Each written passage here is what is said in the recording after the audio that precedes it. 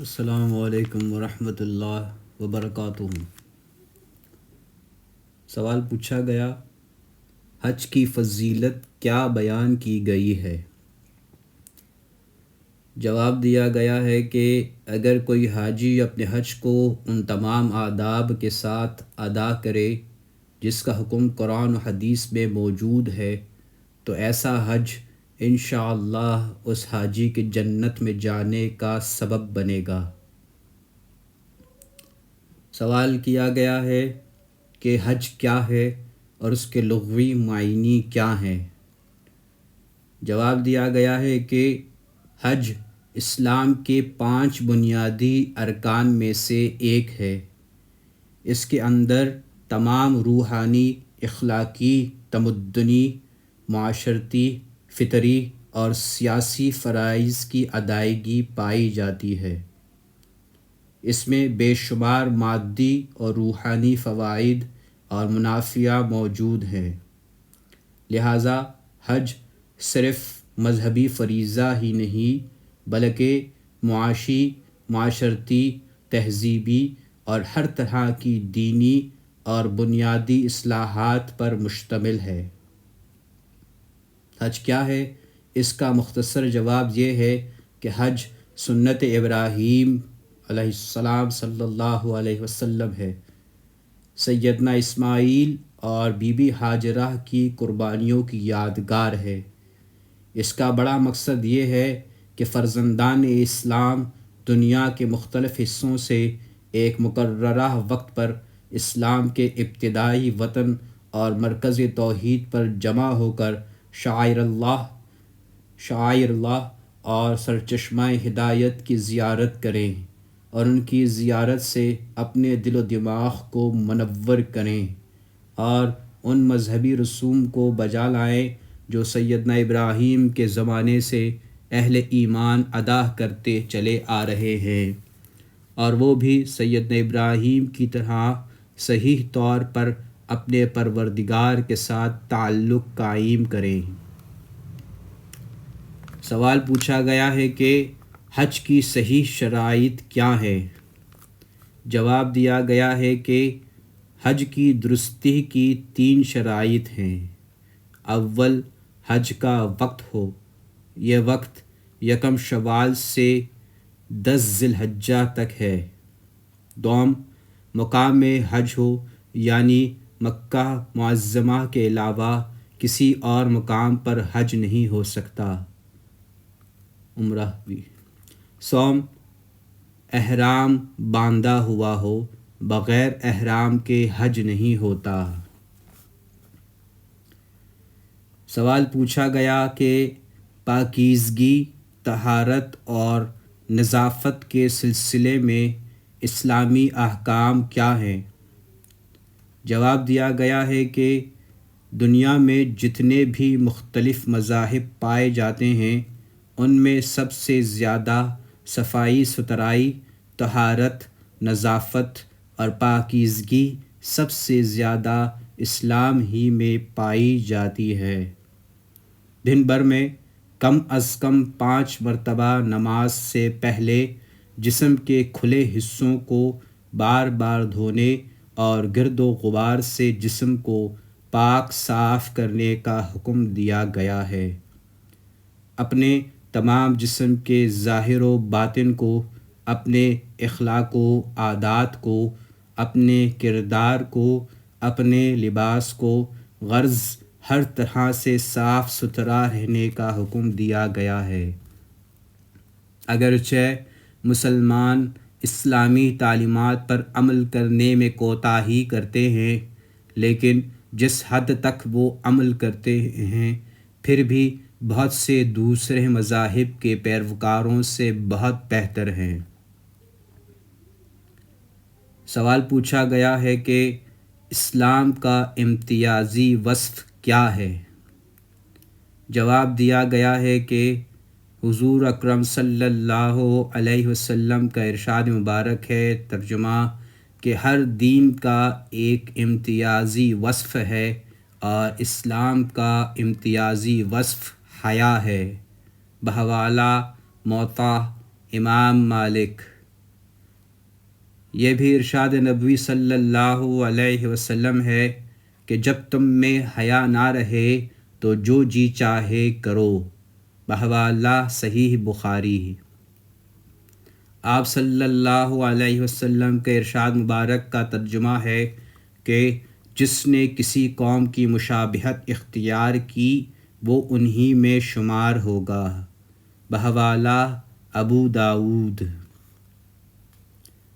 سوال پوچھا گیا کہ ایصال ثواب کس طرح کیا جائے، قرآن و سنت میں اس بارے میں کیا رہنمائی کی گئی ہے؟ جواب دیا گیا کہ یہ بات قابل ذکر ہے کہ ایک مسلمان کے لیے رہنمائی کا واحد ذریعہ قرآن و سنت ہی ہیں۔ جناب رسول اللہ محمد احمد عربی صلی اللہ علیہ وسلم کا اسوہ حسنہ ہمارے لیے نمونہ ہے۔ رسول اللہ صلی اللہ علیہ وسلم کے ارشاد مبارک کا ترجمہ ہے کہ آپ صلی اللہ علیہ وسلم تمہارے لیے دو چیزیں چھوڑے جا رہے ہیں، اگر تم نے ان کو مضبوطی سے تھامے رکھا تو کبھی بھی گمراہ نہیں ہو سکتے، اللہ کی کتاب اور اس کے نبی صلی اللہ علیہ وسلم کی سنت۔ سوال پوچھا گیا کہ تلاوت قرآن دل ہی دل میں کی جا سکتی ہے یا اس میں ہونٹوں کا حرکت کرنا بھی ضروری ہے؟ جواب دیا گیا کہ دل ہی دل میں صرف تصور کیا جا سکتا ہے، اس طرح دل میں پڑھنے یا تصور کرنے کا کوئی اعتبار نہیں، کیونکہ تلاوت ایک انسانی عمل ہے، اس لیے زبان کے حرکت کرنے کا اور ہونٹوں کے ہلنے ہی کی صورت میں اسے تلاوت کہا جا سکے گا۔ تلاوت قرآن کرتے ہوئے زبان اور ہونٹوں کی حرکت اور ہر حرف کے اس کے صحیح مخرج سے ادا کرنا ضروری ہے۔ سوال پوچھا گیا کہ ایک مسلمان کی بنیادی ذمہ داری کیا ہے؟ جواب دیا گیا کہ ایک مسلمان کی بنیادی ذمہ داری یہ ہے کہ وہ پہلے خود سچا اور پکا مسلمان بنے، اسلامی تعلیمات پر صحیح طرح عمل پیرا ہو اور پھر دوسرے لوگوں تک اسلامی تعلیمات کو بہترین انداز میں پیار بھرے طریقے سے پہنچائے۔ اس معاملے میں سختی سے کام نہ لیا جائے بلکہ نرمی سے دوسرے لوگوں کو سمجھائے۔ سوال پوچھا گیا کہ تسبیح کے لغوی معنی کیا ہے اور اصطلاحی معنی کیا ہیں؟ جواب دیا گیا کہ تسبیح کے لغوی معنی کسی شے کو اس کے اصل مقام پر برقرار رکھنا ہے، جبکہ اصطلاحی معنی ہے پاکی بیان کرنا، یعنی اللہ ہر عیب، نقص، احتیاج اور کمزوری سے پاک و مبرہ ہے۔ سوال پوچھا گیا کیا عبادت کی بھی کئی قسمیں ہیں؟ جواب دیا گیا کہ جی ہاں، اسلام نے جتنی عبادات کا حکم دیا ہے ان کو دو اقسام میں تقسیم کیا جا سکتا ہے، ایک ہے عاجزانہ عبادت اور دوسری عبادت ہے عاشقانہ۔ ان میں سے حج عاشقانہ عبادت ہے۔ ایک مسلمان حج کے ذریعے اپنے معبود و محبوب حقیقی کے عشق و محبت کا عملی ثبوت دیتا ہے۔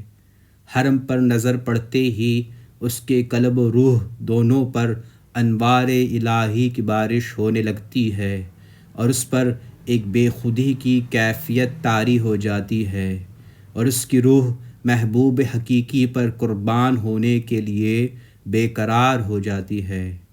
اس کا انداز بھی عاشقوں کا سا ہوتا ہے، ایک عجیب دیوانگی کے عالم میں اس محبوب حقیقی کے گھر کے گرد دیوانہ وار چکر لگاتا ہے، اس کو ہوش ہی نہیں ہوتا کہ اس کے برابر میں کون اس کا ساتھ دے رہا ہے، کوئی مرد ہے کہ عورت۔ سوال پوچھا گیا کہ مسجد میں باجماعت نماز کے لیے حاضر ہونا کن لوگوں پر واجب ہے؟ جواب دیا گیا کہ جماعت واجب ہونے کی 4 شرائط ہیں۔ ان کی 4 اقسام ہو سکتی ہے۔ ان عذروں کی وجہ سے ترک جماعت کی اجازت تو ہے، لیکن بہتر یہی ہے کہ جہاں تک ہو سکے جماعت ہی سے نماز ادا کرنے کی کوشش کی جائے۔ پہلی وجہ، نمازی مسجد تک جانے سے معذور ہو، ایسا کمزور ہو کہ چلنے پھرنے کی سکت نہ ہو۔ دوسرا، کوئی ایسی بیماری ہو کہ چلنے سے معذور ہو۔ تیسرا، نابینا یا لنگڑا یا پاؤں کٹا ہوا ہو۔ ان صورتوں میں اگر کوئی مسجد تک لے جانے والا شخص بھی مل جائے تب بھی مسجد میں جا کر نماز ادا کرنا واجب نہیں۔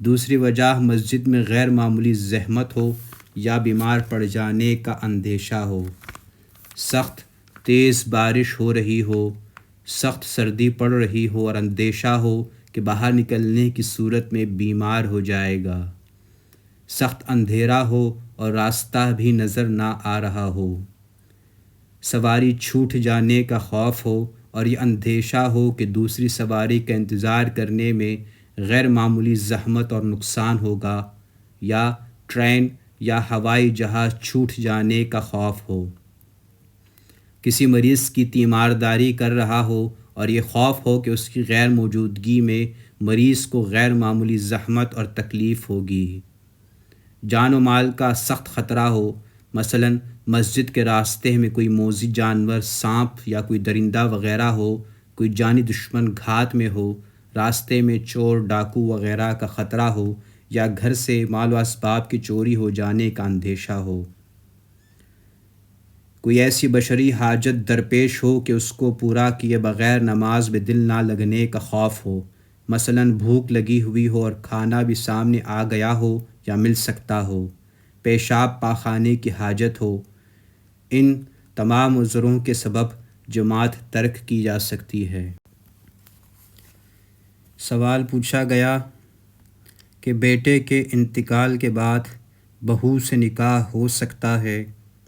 جواب دیا گیا کہ بیٹا اگر اپنی بیوی کو طلاق دے دے یا بیٹا فوت ہو جائے تب بھی اس کی بیوی سے اس کے سسر کا نکاح نہیں ہو سکتا۔ بیٹے کے نکاح میں آتے ہی وہ عورت اس کے سسر پر حرام ہو گئی۔ یہ حرمت ابدی ہے، عارضی نہیں، اور اس عورت کا اپنے سسر سے پردہ بھی نہیں ہے۔